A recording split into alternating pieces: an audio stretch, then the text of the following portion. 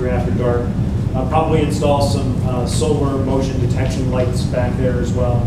And then again, in the short term, really get on probably, I would hope this fall we would actually get to this process we call a charrette and pull the community together. And by the way, we may actually ask the Kaboom group to help us facilitate that. Yes, did you have a question? I'm trying to understand what is the attraction so much for the hydroponic greenhouses as opposed to regular greenhouses?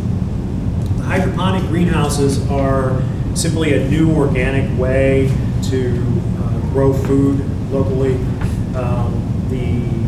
They are actually more productive in terms of the space that they use. You can actually grow in rows and everything else. And so a traditional greenhouse, you have to have a flat surface to grow. A hydroponic, they actually can do it almost in walls and some other things. And there's a local group that's actually approached us and brought us a business plan for these. We've been talking to Akron Public Schools, and there are a lot of polymer-based connections there, so there's a connection back to the university. So there are several good reasons that we are actually proposing those. Has anybody given any thought to actually having something that would be a showcase situation, for instance, conservatory, something that would really be a wow thing where people line up and go to see, especially in the wintertime? Do you know what I mean when I say conservatory? I do. I grew up in Cincinnati with a great conservatory. And there is one, of course, in the Botanical Garden up in Cleveland University Circle. So first, I understand, and it's the first time it's come up, and so I think I want to put that on the list and think about it some more. But it is the first time that it's come up. I don't. Does the zoo have anything? No. It just would be so great because there's so many people. The only thing we do around here in the wintertime is hang out at the malls. Right. I understand. I really do understand. So that's an interesting thought. We'll give that some more thought. And so for Jewett, we're kind of stopping at phase 1 for now, and we're going to let that process that we're talking about guide us in terms of what really wants to be long term and how we invest in it long term. But I think what I would say is that our goal in Jewett is to identify additional funding that even we have at the University Park Alliance to make further improvements. We just don't know exactly what they ought to be. We want to make sure there's clear community consensus around it. I have a quick question. Since that area around that particular park's changing, have we thought about adapting? I know there's some more houses planning on possibly coming down in that neighborhood and some other encroachments to that particular park. I mean, are we going to basically put the money there and then have the hospital grow up around that park, or has there been any consideration on what's going to go on and long-term planning for that community? Is the housing we haven't heard any plans that they're saying they're going to tear down this community. So we don't have any plans for that to happen. There may be a couple of houses that come down, but our goal would be to make sure that we're creating a great amenity for this community that would encourage people to rehabilitate the homes, and if we have vacant lots, to actually maybe build new homes. So we're trying to help in investing in this particular park. We're trying to help stabilize this particular part. So you think with the park stabilizing that neighborhood, we could have some new housing stock? Eventually, yes. I mean, there are a lot of other different kinds of issues in that neighborhood, but there's some good people working on them, and we think a solid investment in this particular park will move things forward. So that's the way we're thinking. Ken, if I can add too, though, Sure. I think that's one of the big positives, outcomes of the charrette would be to bring the various players to the table that might have some insights or some information that we actually don't have. It's a very good so certainly, as I go out by Jewett and spend time, and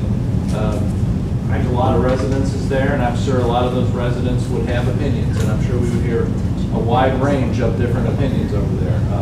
So in the hospital as well. That brings everybody together to say, tell us what you know. I'm just, I'm hearing different stories about the long-term SUMA's plan in that neighborhood, and it seems like they're always buying property up in that area. I just want to make sure and make sure you guys if they do decide to buy up that, if we're not spending money foolishly there.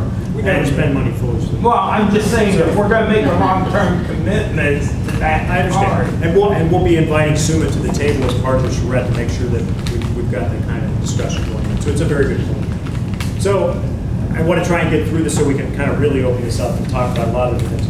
Moving on to Grace Park. And Grace Park is actually, I want to remind everyone that Grace Park has been the beneficiary of quite a bit of investment by the city in the last 10 years anyway. Already, I should say, driven in no small part by Ethel Chambers. But as we look at it in the short term, there are a few things that we want to try to do short term for Grace Park. Number one, we want to sponsor additional family-friendly events. We've done a few already. We think that's really beginning to help improve kind of the reputation of the place and the activity that's going on there. We do think, though, that we need to relocate some of the picnic tables to discourage what we call camping. And the reason for that goes back to what we talked about earlier. Right now, for many people, there's a group of mostly men who dominate the park, and they have a tendency to congregate in one or two areas, and it's discouraging others from using the park. And so what we're saying is, let's not have that large congregation. Let's try and figure out how we move things around and not have them there 12 hours a day, with making up people less than comfortable to visit. So that's one of the things that we think we can do. We have in the past sponsored the Adopt a Site Gardens, and we think that's been a very positive thing for Grace Park. We want to make sure that we continue to do that, so we're going to commit to that going forward. Similarly to the picnic tables, we do think that the benches can be a little bit too comfortable right now to lay down on, to sleep on, and to camp on. So we want to see if we can modify those benches so that you can sit on them, certainly, but that they're really not for sleeping. They're not for kind of being there with all your belongings all day long, to the detriment of anyone else using the space. And then finally, in the short term, we definitely want to look at Public Art at Grace Park. We think that Grace Park is a beautiful, formal park. Probably, I think it's actually, personally, Akron's most beautiful formal park. The way it's laid out, the trees are phenomenal. And that kind of space actually lends itself very well to public art. And so, in fact, we have been trying to get a group together to kind of help us plan public art for throughout University Park. But we want to have a special focus on Grace Park and talk about things like statues and other kinds of sculptures that might be there. So short term, we want to at least do a plan that says, here's where we think public art makes sense. Long term, we think, we certainly want to then put the public art in place. But we also want to look for the right location in Grace Park for what we call a berm stage. And a berm stage is nothing more than, you mound up the dirt about 3 feet high, and then you do a basic concrete pad. No edges, no place for anybody to fall off, less liability. And you can actually put poles up around it that hold lights and that can hold a temporary seasonal cover for the summertime for when we want to have events. So that's something pretty simple.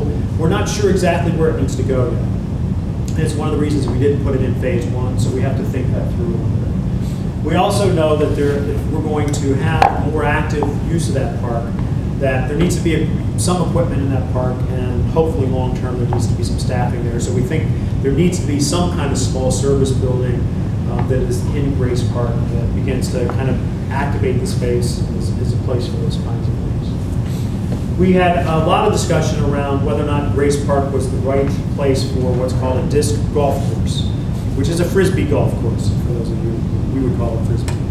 And it's the thinking in that is we think it could be not too obtrusive, that it wouldn't necessarily really mess up the formal kind of space of the park, but it'd likely bring regular users to the park and begin to activate the space with other kinds of activity. We're looking actually for some